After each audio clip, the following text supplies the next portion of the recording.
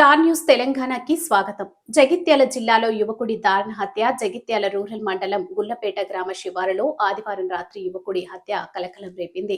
స్థానికులు తెలిపిన వివరాల ప్రకారం జగిత్యాలకు చెందిన యువకుడు నాహిమొద్దును గుర్తు తెలియని వ్యక్తులు హత్య చేసినట్లు స్థానికులు వెల్లడించారు. సమాచారం అందుకున్న పోలీసులు ఘటనా స్థలికి చేరుకుని దర్యాప్తు చేస్తున్నారు. హత్యకు సంబంధించిన పూర్తి వివరాలు తెలియాల్సి ఉంది.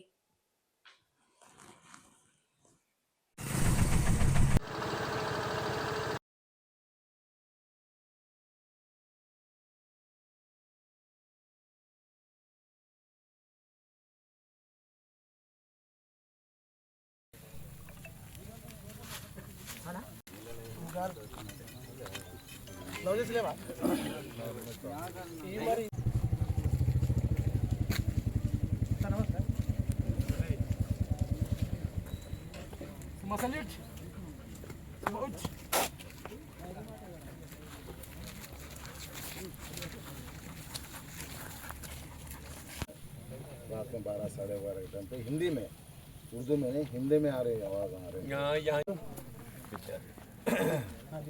शादीशुदा? हाँ शादीशुदा बच्चे में।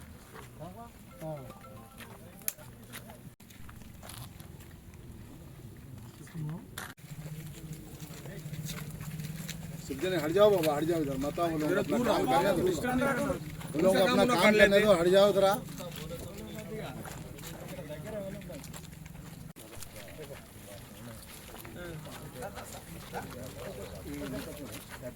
ऑटो में पूरे लोग मिल अपना वार्ड